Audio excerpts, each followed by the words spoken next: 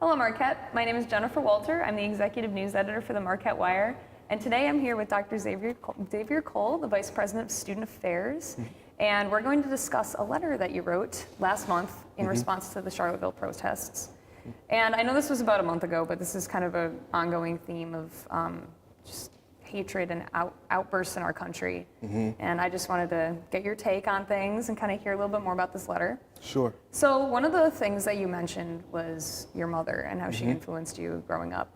And you mentioned that she made the decision to fight for civil rights instead of backing down in the midst of fear. And what kind of stories did she tell you growing up, and what kind of things inspired you over the years? Well, I think that's what a lot of writing this was about. This wasn't an intellectual piece for me. When I was asked about it, I told them that I didn't think it would be an intellectual piece, that this would be something about what I'm reflecting on, what's weighing on my heart right now.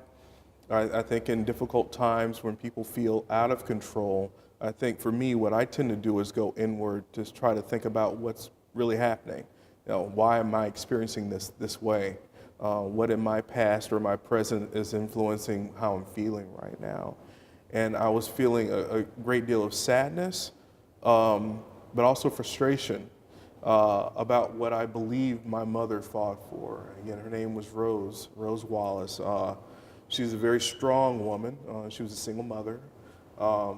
She passed away in 2002. I miss her dearly, and there are many moments in my life where I talk to her for comfort, but also for advice, and I can hear what she's telling me. Growing up, I heard many stories about the privilege that I had growing up in the era that I grew up. I grew up in the 70s and 80s. Their focus wasn't on civil rights at that time, not in the way that it was in the 50s and 60s. When my mom grew up, she talked many times about decisions that she would make about where we would live, where we would go to school, all these things to try to have a better life for us, provide us the education she felt we needed to be successful, my sister Tia and I. But she was like, it's different. You know, it's different now. When I was growing up, we didn't have a lot of choices.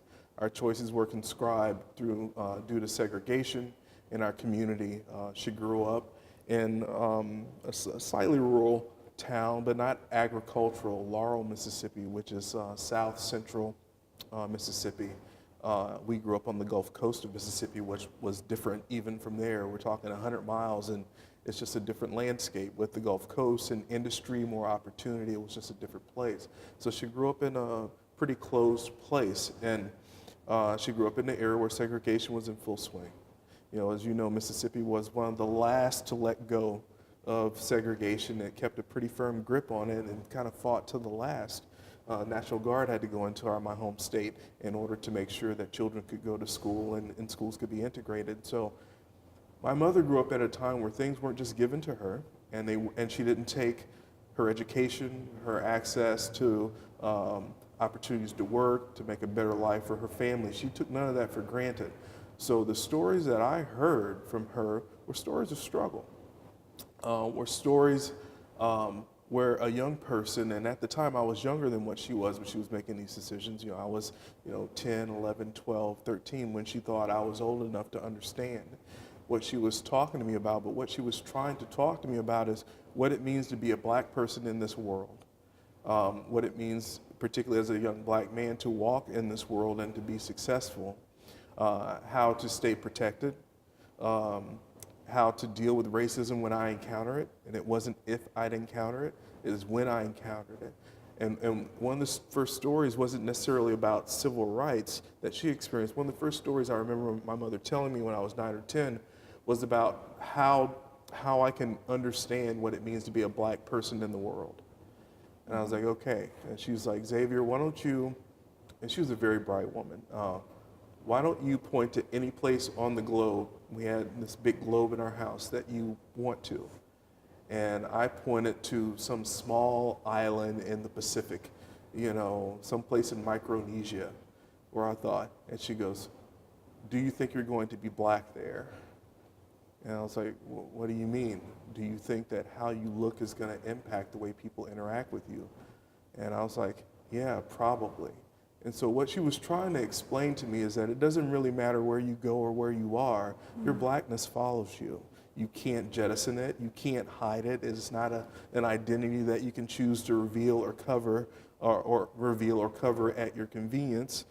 This is something that is with you, and so you need to learn how to deal with it. And you also need to know that there's no place on this earth that you will go that you're no longer black.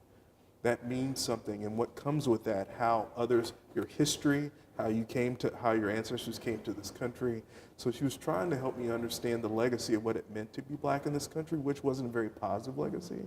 And she was trying to counterbalance that with, all right, so what control do you have over this? So now that you know that there's no place for you to be able to put this aside and have it not negatively affect you in some ways, then how do you then deal with it? How do you deal with it positively? How do you deal with it without extreme anger? How do you deal with it in ways that doesn't put your life in danger? You know, how do you deal with people who threaten your safety? How do you keep yourself safe? This is not an unusual conversation for black parents to their children. This is a conversation that's born from people who grew up in times where they were unsafe because of their race. That's their lens. That's their history and experience. And they wanted to let me know that that's not something that just erodes away. You know, again, segregation wasn't something that was given up easily in the South, and particularly in Mississippi. So she was trying to prepare me for the world that she knew was out there. Now, there are many stories that she wouldn't tell me because they're just really not for children, just too scary and things that could discourage you from engaging the world in a positive way. So she told me stories of where she needed to make decisions, not decisions about defiance, and not even decisions about civil disobedience, but what she read, how she taught herself to gain more information, to understand how she could be grounded in what she called a righteous decision. You know, am I making this decision about how I participate, or if I participate in the civil rights act? When I say civil rights activities, I mean, you know, even showing up to church for a rally, you know, where the preacher and other civil rights leaders would come into town and talk to the young people about how they can organize, or the Freedom Riders who came through the South to talk to young black people about being registered to vote. That was an act of defiance in the South and could get someone killed. All of a sudden, you're specifically identified as a person who has defied what was conventional wisdom around who should be on the voting rolls. And it has your address. It doesn't mean you're not hard to find. So that's where my grandparents are freaking out about. She wasn't just participating in things that they thought would put her in danger, but also could put the whole family in danger. You know, and that level of violence wasn't unprecedented in that time. So I grew up with stories of that, but I also grew up in the 70s and 80s, and by the 90s I was in college, you know, and I went to school and went to Ole Miss, yeah, which was, again, I got a scholarship and I went to Ole Miss in 1988 like it was no big deal. You know, 20 years before, that was a problem. 30 years before, that was a major problem. You know, it wasn't happening. James Meredith integrated in, 62? You know, to Ole Miss. You know, so I took that absolutely for granted. So as I even prepared to go off to Ole Miss, my mother tried to help me understand the significance of that and that you should do well, you should take advantage of it. And I did. I took full advantage of my Ole Miss education and prepared me for my other educational experiences at Miami and at Penn. But she would always try to make sure that I understood. Now, and I'm going to shut up here in a second. If I know at the time, I think I fully absorbed maybe 30% of what she was telling me. Mm-hmm. You know? Yeah. The other 70% is coming back now as an adult, with life experiences to compare this to, and not just the theoretical things that my mother tells me or things that history that she told me that happened, and that was what it was for me. So when I saw in Charlottesville white supremacists and neo-Nazis marching uncovered in the streets, permitted to march, spreading hate, no hoods, no robes, no hats, you know, no coverage, you know. I was like, well, what time am I in? You know, how does this compare to what my mother experienced, you know, this unabashed expression of racism and bigotry? how did we get back here? I thought that her sacrifices and a whole generation of hers were so we would not have to be in this place. Yeah. So those are the stories, and that's why this impacted me so much, because the 70% of what my mother talked to me about is now front and center relevant in my life in ways I never expected it to be. It's not even a different time and place anymore. We still have this segregation, especially in Milwaukee. And I'm just wondering about, like, because we still, just being able to see this white supremacy coming out in certain cities. Do you think Marquette or Milwaukee is at risk for a kind of protest like that? Or do you think we're relatively safe? I mean, I don't know what kind of groups are out there, but... These groups are a lot of places. I'm sure they're in Wisconsin. I'm sure we could go online and find out where they are. Locally, Illinois, they're around us. They're everywhere. I didn't know that growing up. I really thought that a lot of this was confined to the South. I didn't know the history of Milwaukee when I was growing up. That was a world away from me when I was growing up in Mississippi. But now that I understand that these views, the work that I do, in education, why that's significant. What's my role, my part, and that gets to my message in my letter. What is your individual part? What is our part as a community to eradicate this through education, conversation, action, civic action if necessary? There are levels of response, but talking about it, acknowledging it, calling it what it is, not sugarcoating it. And I didn't go into the gritty detail about it. Everyone knew the details of the Charlottesville incident. I didn't need to recap that. But naming it for what it is an important act to start the conversation that we can't ignore it. We can't brush it aside. We can't say that this is a fringe group. We can't say that this is something that's on the margins of society that doesn't have impact for people living in civilized society. This is in the middle of Charlottesville, Virginia. A center of intellectual activity in the state of Virginia, the home of Thomas Jefferson, a man whose ideas founded this country. Make no mistake, that wasn't a mistake that happened there. Mm-hmm. There was a significance in choosing that space. The people who planned that march knew exactly what they're doing and the message it was sending about being there. So can this happen in Milwaukee? Absolutely. Will it happen? Time will tell. I think what we as people, and I say we, but not knowing where people stand on these issues, but I know those who believe in the mission that we espouse here at Marquette, a Jesuit Catholic mission around social justice, peace, reconciliation, truth, the search for truth, bringing all into community the spirit of invitation that is the Ignatian way, how we think about preferential treatment for the poor, whom we invite into our community, intentional ways that we're trying to diversify, intentional ways that we're trying to bring first-generation students into this Marquette experience. That mission is counter to that type of hate and exclusion that's going on right now out in the world. And so we're not the only people who feel this way, I'm sorry. We're not the only people who feel this way, but we need to mobilize in smart ways and organize in the same ways that the white supremacists are organizing in order to be a counter voice. And you're seeing that. You're seeing counter protests, peaceful, the people very clear that you cannot just show up here and own this space and say that this is the prevailing voice of the day. This is not. There are too many good people who work too hard and too long for you to let 30 years of history just slide back into the abyss. This is not your country in that way, and it is not what this country was built upon. And it's not who we espouse to be ideally. We can be better. Why we have, it's hard for, there's a whole different musing about why I think this is happening now. I believe, and it will sound completely conspiratorial, that some of this is connected to 8 years of Obama and presidency. I think that had a very deep and profound impact on people in this country who never thought that they would see a person of a minority status, regardless of where he's half white, half Kenyan, didn't really matter. Again, what he looked like, as you look at him, his visage is as a black man. And so the image for 8 years of a black man being the leader of the free world, that is something that needed some pushback. Is it fear, or do you think they're just afraid to see? It is fear of losing power. Okay. It is fear of losing influence. It is fear of, we need that to be the one-off. We can't encourage other black young men or young women or brown young men or young women to believe that they have a right to possess that space. That's not our space. So when you hear people saying language like take our country back, and not the more explosive rhetoric, what do you think? Take it back from whom? Exactly. Take it back for whom? Give it to whom? Who do you think they're talking about?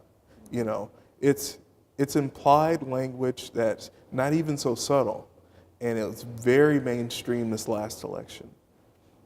Many people understood who they felt they were taking the country back for. And I'm not painting a wide brush of anyone who was a Republican or Trump supporter is a racist. That's not what I'm saying.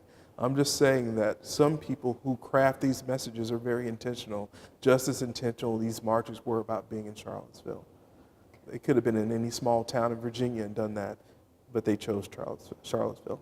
Yeah. And we've seen the reactions from Trump and some of the more national leaders and how hesitant they can be. But what's your role as a leader of a Jesuit Catholic university to fight this pushback or protests, or what do you want to call it? Well, my role and the role of people whom I'm responsible for, and at minimum in student affairs divisions, but also people that I have influence with, my colleagues who work here in conjunction to provide this education, faculty, students included.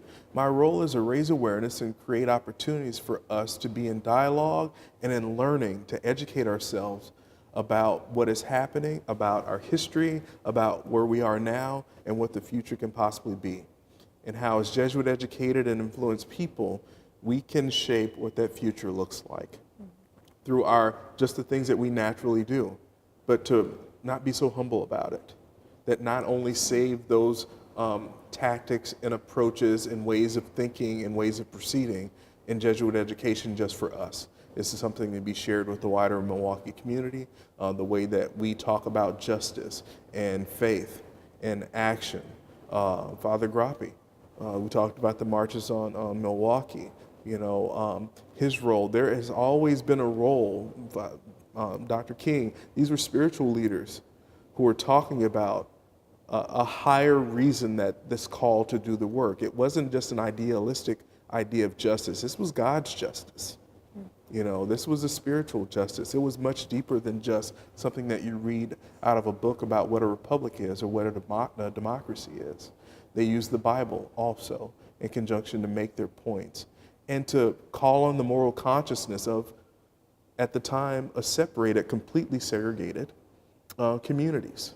They looked to the moral conscience. When King wrote his letter from Birmingham jail, he was writing, calling out to other spiritual leaders in the South, in Birmingham, in Alabama, in that area. How can you sit back and watch this happen when you're men and women of God? That is what we are saying here at a Jesuit school. How can we sit back and watch this happen without action of any sort, particularly education, what we do best, if we're men and women of God? And last year, you also did a lot. We invited a lot of speakers to campus from a variety of political backgrounds, and I think having that dialogue is a big part of being able to discuss these issues. And like I said, from a number of political areas, we had Angela Davis on campus, we had Ben Shapiro, very different speakers. And do we have anything on the agenda this year to bring certain speakers to campus? I believe that we do. I can't name right offhand exactly who we're bringing. I'm sorry, I wasn't prepared to answer that, even though I should have been. But I think we will have speakers being planned to come in to talk about these issues. Our former faculty member, Father Brian Massingale, I'm sure we will have back. He has a very strong voice talking about need for justice and awareness and awakening in this time.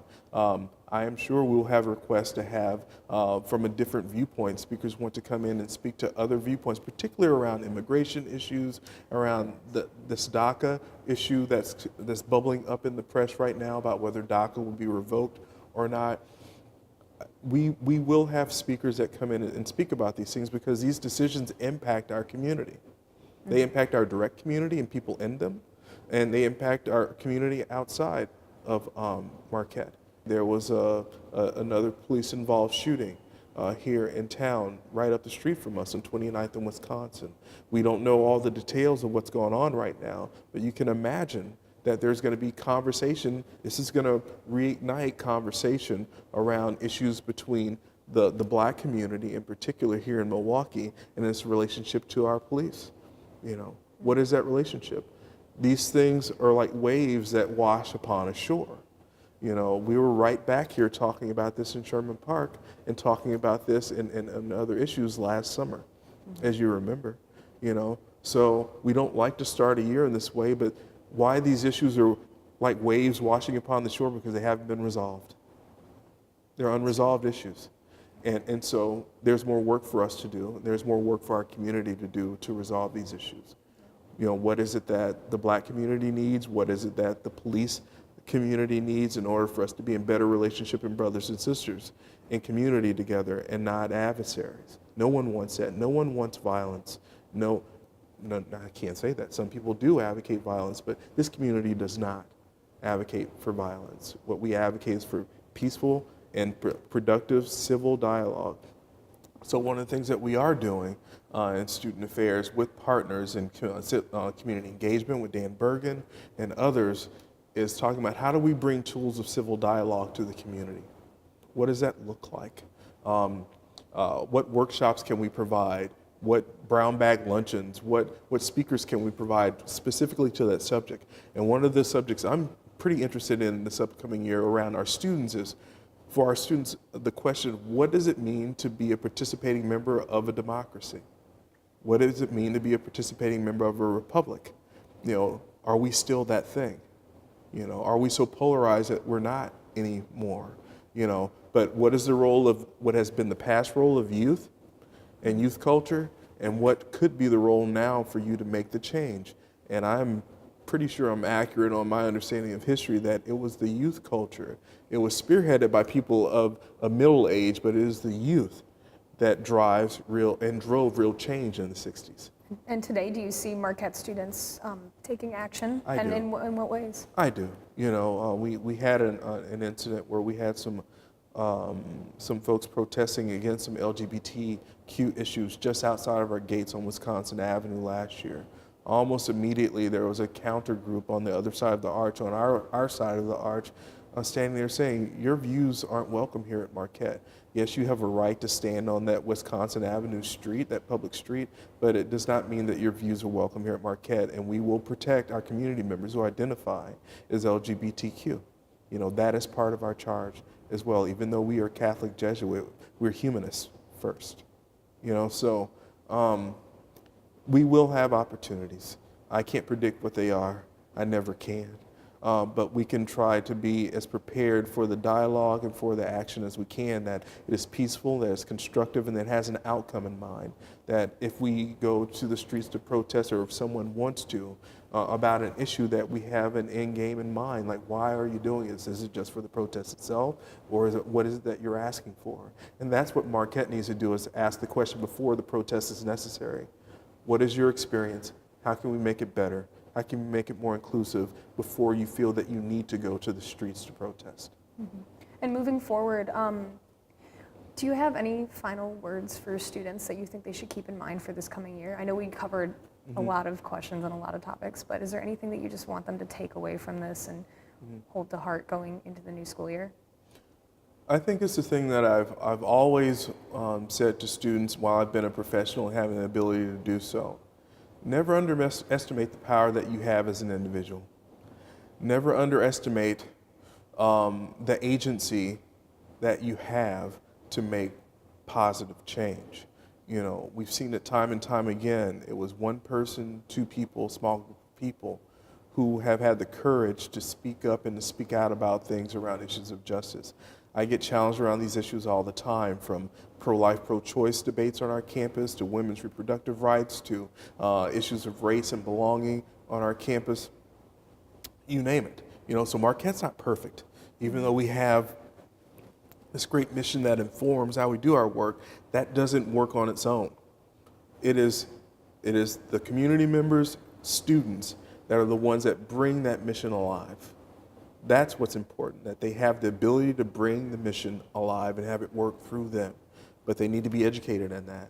So when they take opportunities to educate themselves, use mission and ministry, use campus ministry, use all the resources that we have, use our Jesuits, use our staff like me who are educated. There are many of us who are educated, pretty well conversant in our mission.